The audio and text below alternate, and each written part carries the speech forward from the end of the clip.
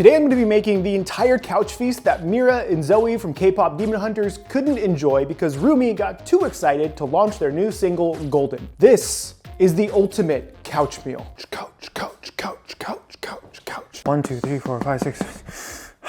Look, there's a lot that I have to make today, but I do need rice for quite a few dishes, so I'm going to be starting with that. The rice, though, is going to be made a little bit differently in that I'm not actually discarding the rice water because I'm going to need the rice water for a very particular dish that I'm also making. What if you cooked rice in extra strong rice water? Would it make it more ricey? No, just make it more starchy. That's a stupid idea. Don't do that. Don't listen to half the things I do. Just get the rice cooking, please.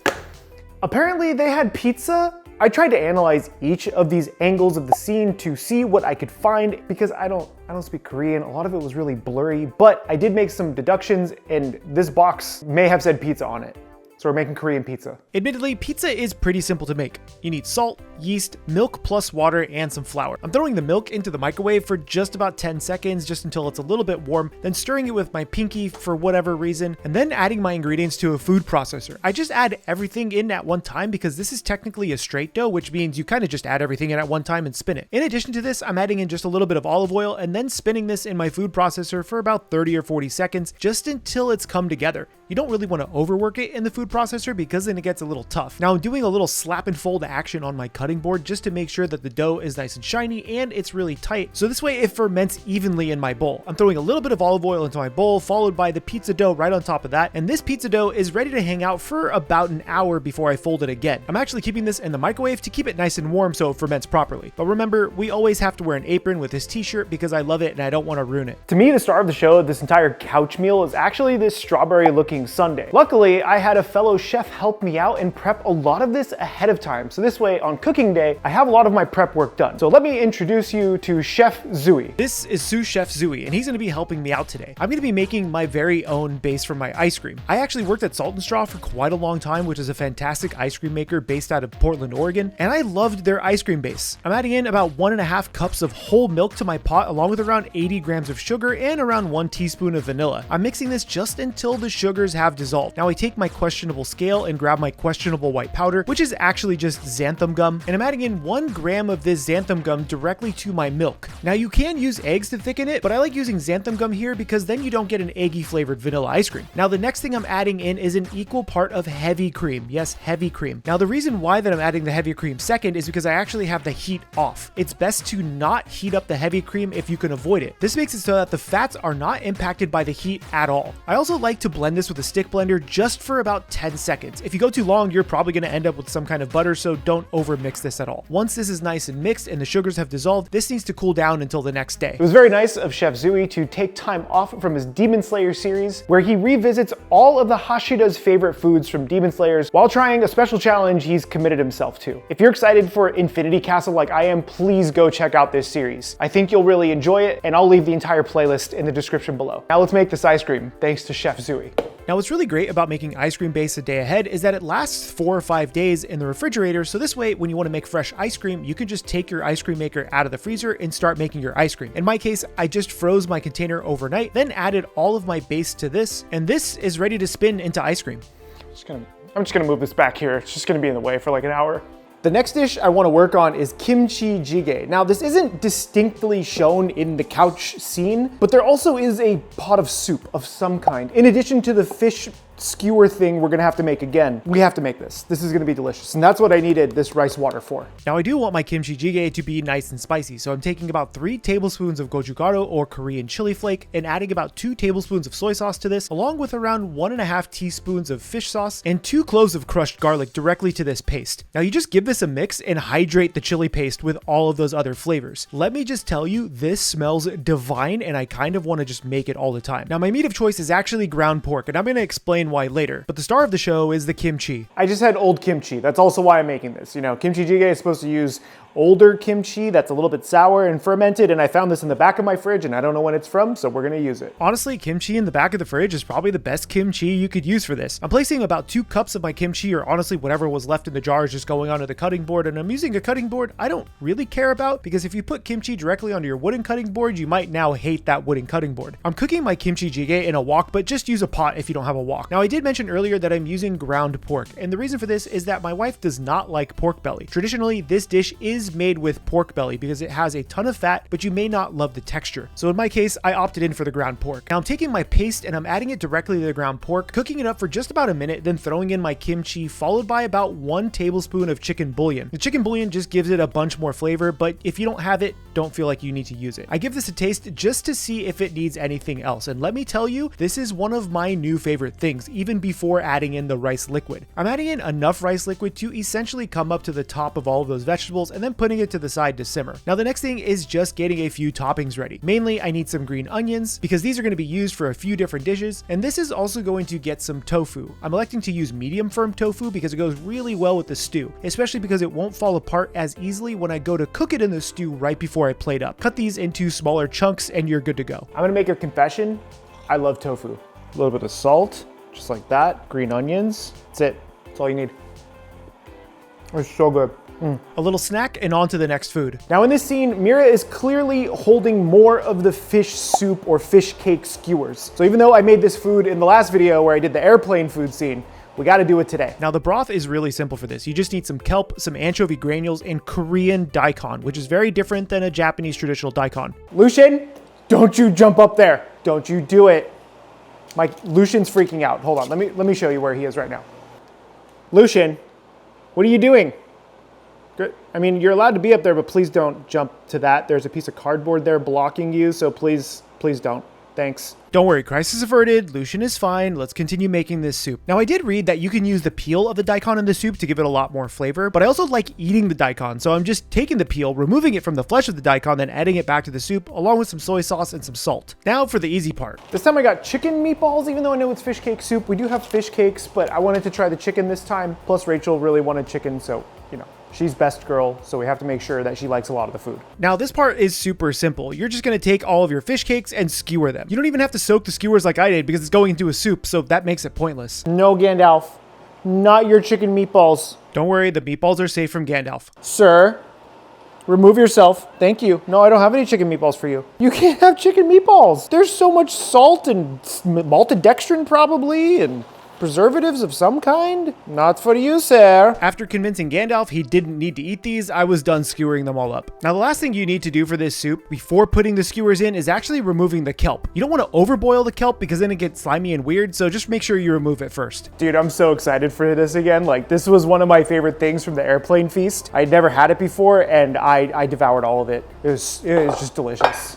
I already wanted to go visit South Korea before this movie, and now I really want to go visit South Korea and just enjoy all the food, man. Come on, this is so good. Now, I am using a drop lid to hold everything down, but if you don't have a drop lid, don't worry about it. Just make sure that your skewers are covered by the liquid. Now, I have a problem with the ice cream. The feature of this whole thing, it's not freezing properly. So typically when you make an ice cream base in an ice cream maker, this should be almost a soft serve. Gandalf, it's just ice cream, buddy. It's stuff you can't have. There's so much sugar and stuff in it. Get down. And now I worry that my ice cream isn't gonna be ready. So we're gonna do one of two things. We're gonna try to freeze this, throw it in the freezer, and then see how it comes up. Maybe I'll put it into a thinner container, so this way I can kind of scrape it, almost like a shave ice. And if it doesn't work, I'm just gonna go buy ice cream. Well, we'll see what happens. It looks like it gained a little bit of ice crystals, but that's not what it should look like coming out of here. That sucks. Well, we'll go in the freezer. We'll see what happens in a couple of hours.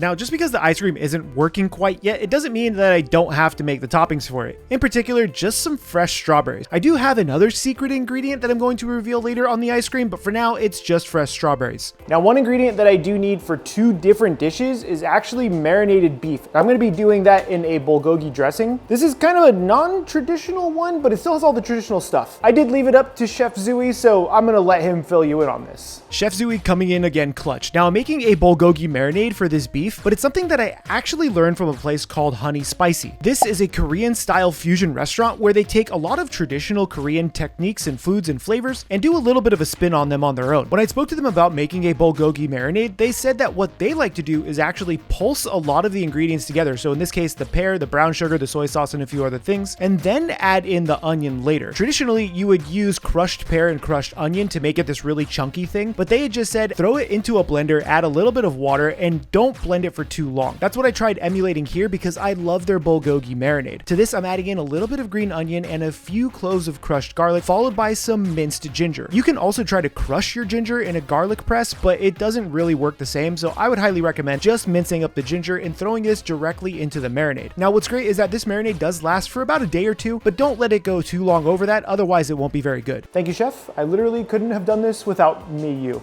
Now, if you do want to make some bulgogi, you don't actually have to make a marinade, but it's pretty simple, so I highly encourage you guys to play around with this style. I'm adding all of the marinade to about 2 pounds of thinly sliced beef. You don't actually have to use this thinly sliced beef, but because I found it at my local Korean market, I figured I would use it, and it's typically used for something like sukiyaki, but in this case, I'm just drowning it in the bulgogi sauce and then searing it at a pretty nice medium-high heat and cooking all of the beef and then just eating it like noodles like I did in the last video. I can't help myself, I love this stuff. Once the beef is all ready to go and cooked, please stop eating this directly out of the container. We need it for multiple dishes. This does have to cool down completely because we do need to use it on the pizza and a few other things like the kimbap. The next ingredient for the pizza is actually some fresh corn. It's summertime and corn is amazing here in Oregon, so I'm electing to use this as one of my ingredients. Now, I thought about making this style of corn you would find at your typical Korean barbecue place where they put a little bit of fresh corn into a small metal cup and they add some cheese or some butter to it and they just throw it onto the grill and cook it. So in this case, I'm throwing some cold butter onto the cold corn with some salt and then just heating this up until the butter is melted. What ends up happening is the water released from the corn and the butter start mixing into this beautiful buttery sauce, and I promise you, you won't make corn any other way. It's fantastic. But the next thing I have to make is actually the pizza sauce. What are you making here? Oh, I'm so glad you asked. It's actually my gochujang sauce from Cooking with Chaos, my brand new infinite recipe card system. I actually decided to do the gochujang sauce card, which is one of my favorites for the pizza sauce. The reason is I figured let's make like a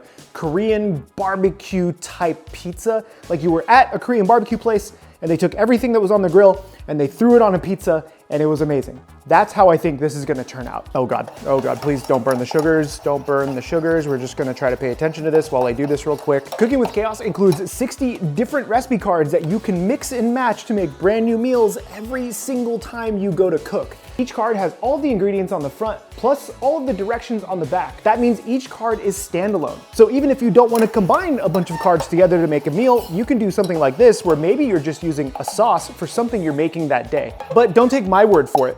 Look at what the Chaos community have already made with Cooking with Chaos. So this is a poor choice of a vessel to make this sauce in because it's very hard to stir. This is meant for Arabic coffee and not for barbecue sauce. Please don't fall over so I can finish this. When you order Cooking with Chaos, the first edition, you're gonna get 20 different proteins, 20 different sauces, and 20 different sides. And if you haven't caught on yet, I love Pokemon, and that's why we have red, blue, and green for these starter Pokemon types. Yes, I know, we're all nerds here. You know, I'm making a video about K-pop Demon Hunters. Again, the 4th video, actually. In the corner of each card includes a D20. That means you can roll a 20-sided die and just let fate decide what you're making for dinner that night. Let your other family members pick a card, let your significant other pick a card, roll and just see what happens. It's super fun and it's led to some pretty interesting combinations. Become a part of the Chaos community. It's like Sonic the Hedgehog now. I love it so much. It's so nerdy. You can order Cooking with Chaos first edition at the description down below over at cookingwithchaos.gg or with the QR code on screen right here. Did I get that right? Right here? Okay, that's right.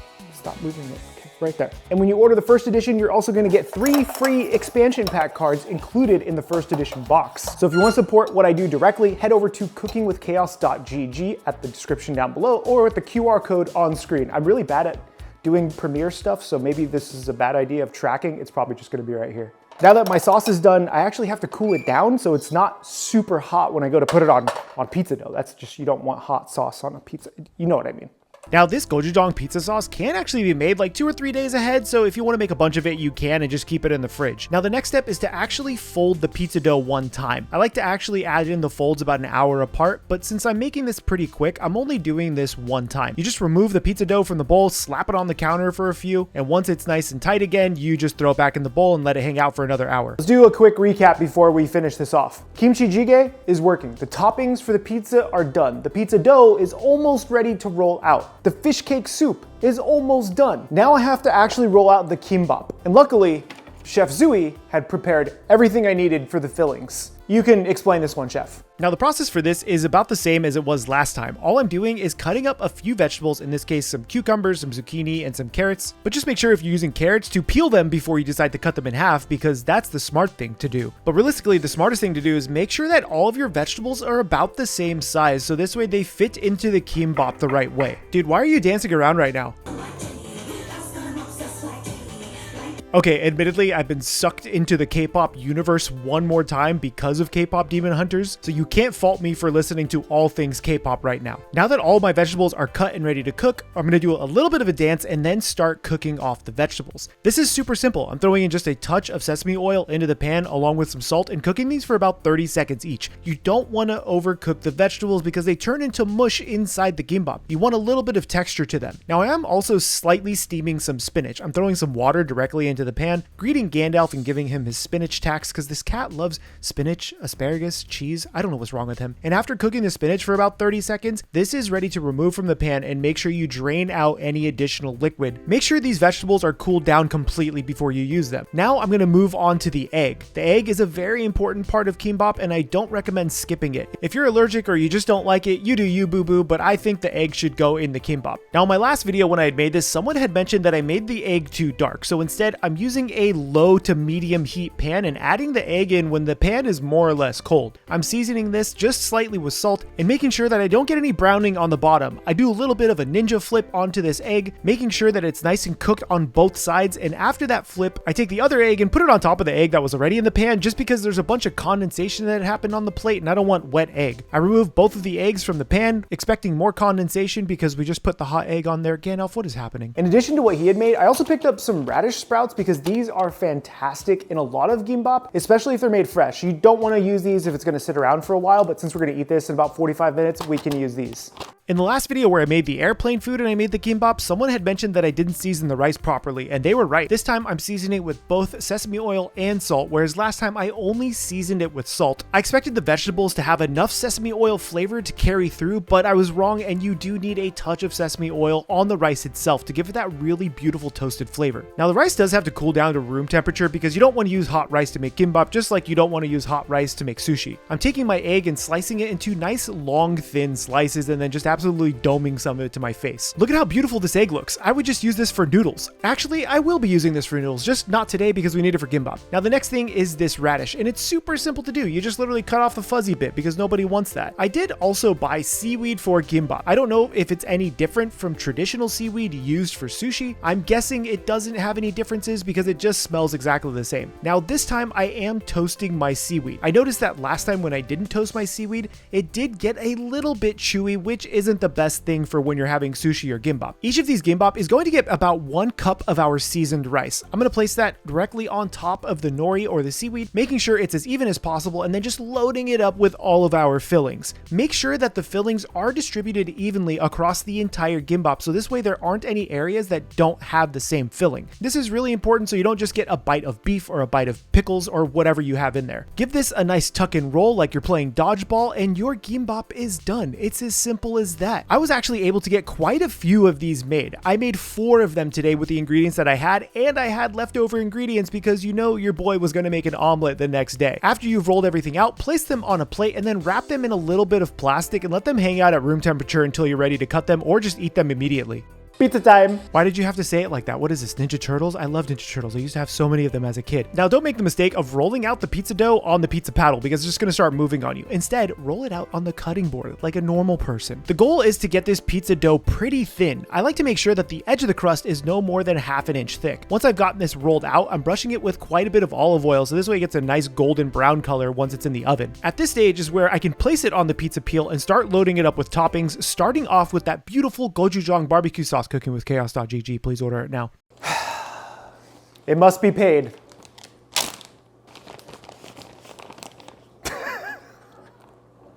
You know the rules of cheese tax, sir. You gotta work for it. Come on. I have to farm you for views and likes. Come on, Gandalf. They're not actually here for me. They just want to see you, so you have to come up here. Come on, lazy. I'm gonna put it right here. See this? There. It's right there. You can get it. No, you can get it. How are you not see? It's right there. Look. Did you smell it? Yeah, get that cheese tax. Why do you have to eat it there and have to sanitize the whole... You know, I thought I taught him better, but apparently he just goes red when he sees cheese, just like me. No, this is not for you. There's garlic and onion and stuff. You can't have literally any of this. No, I gotta box you out, dude. Box out the cat-like shack and then load up the pizza with some bulgogi beef, followed by that beautiful buttered corn. No, Gandalf. This is not for you. You cannot have buttered corn. No, this is onion, dude. You can smell, but it's not good for you, okay? Okay, that's it. No. You don't get to see no more. Get your claws out of there, sir. It's my pizza. Leave me alone. No soup for you. No soup for you. I thought Chef Zooey was a pain, but this guy Gandalf, sometimes when he wants what he wants, he doesn't stop. Now I'm placing the pizza on a preheated pizza stone and baking this at around 450 degrees for about 12 minutes. Now with everything working, the pizza's in, the ice cream, I still have to fix, but I have to start plating things up because I put the pizza in. So now we're on a timer. How did, if you were having couch food like this, they probably just have a personal chef doing all of this for them. That would be nice. You got Chef Zooey and Gandalf in your corner. You're good. Now placing a little bit of tofu on that kimchi jjigae and simmering it for another 10 minutes or so. Now I'm cutting up my gimbap, and I noticed that I made these a little bit too big, so they were falling apart slightly, but honestly, I'm gonna eat them no matter what. I cut up about 3 of these and placed them onto my platter, so this way it was entirely full. This last one I'm gonna wrap up and save for later. You know why. Now the next thing to plate up is my fish cake soup. This is super simple to do. You just take the skewers out of the hot liquid, you place it in a bowl with some daikon, and you take the hot liquid and you put it back onto the bowl, throw some green onions on it, and soup's done. Soup's done for everybody. At this stage, the pizza is also finished, and everything's happening kind of quickly now, so I'm just gonna let this pizza hang out before cutting it. The next thing I want to plate up is that kimchi jjigae. I just want to remove it from the heat because it's starting to lose some of its liquid, and the tofu can break down. Plate up as much as you want into a small bowl and garnish it with green and sliced white onions. It makes a huge difference. We're almost at the home stretch. I feel like I'm forgetting something. The ice cream. Oh my God. This is what my ice cream looks like right now. I'm gonna be honest. It's not very ice creamy. So here's what we're gonna do. We have minutes before, well, this food is gonna get cold. It always gets cold because I have to take thumbnails. Doesn't matter.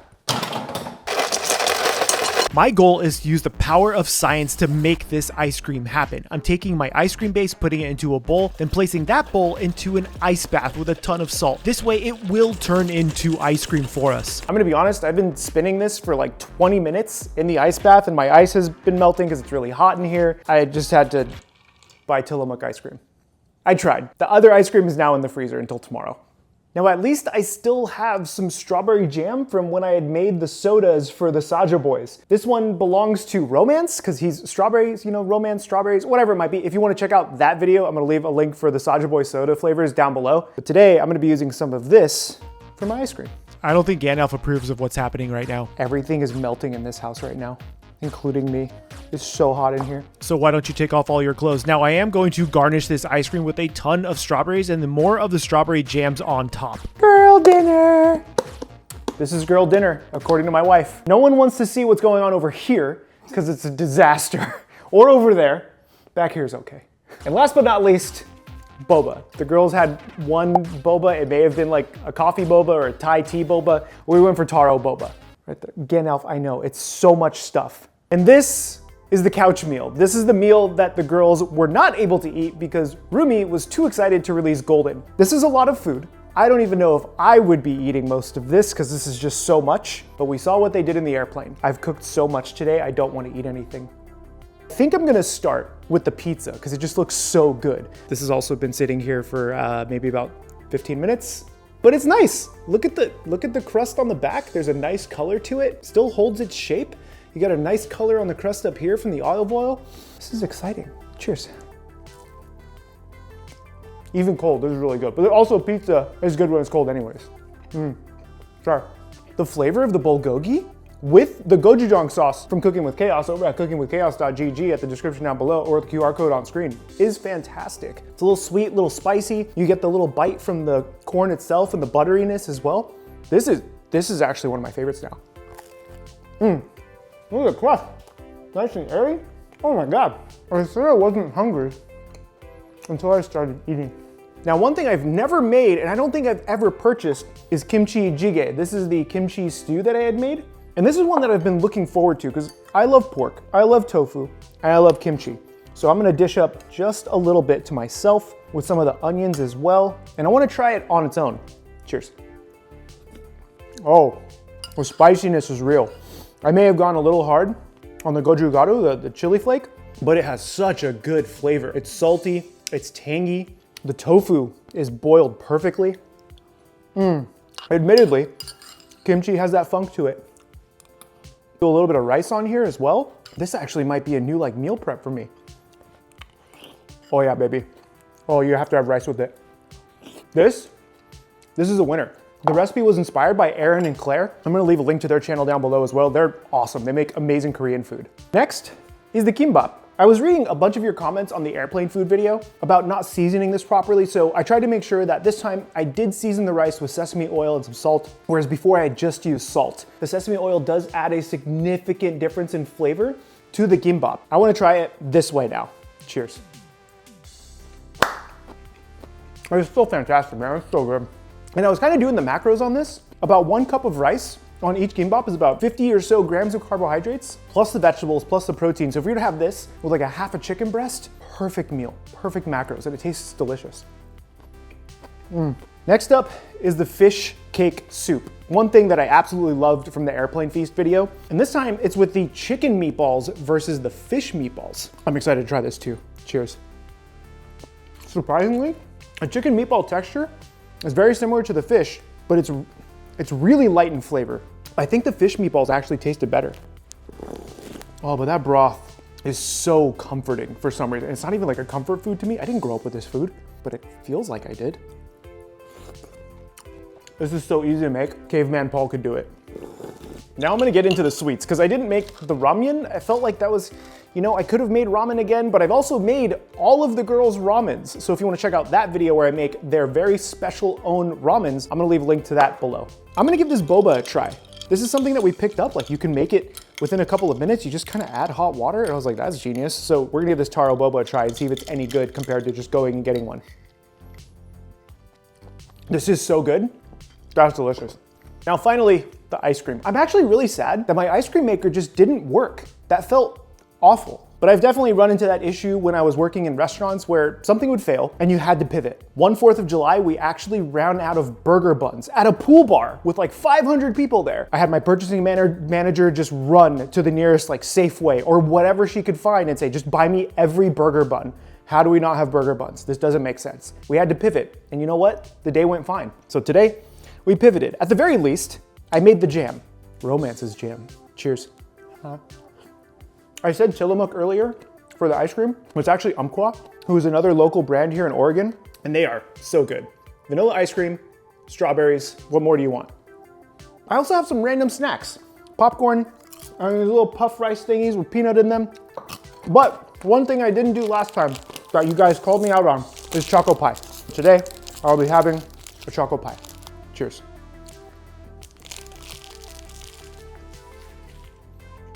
Oh, so much chocolate. I can't. I'm soaked in death. Oh yeah. Oh, I almost died. I have anything on my teeth. Let me know which dish you want to try on the couch. I'm not allowed to eat on the couch because their couch is white and I've gotten a little bit of chocolate on there before and I thought I was gonna die. If you want to check out the other videos in the K-pop Demon Hunter series, I'm gonna leave a full playlist down below where you can watch those right now. My name is Chef PK and remember, keep playing with your food.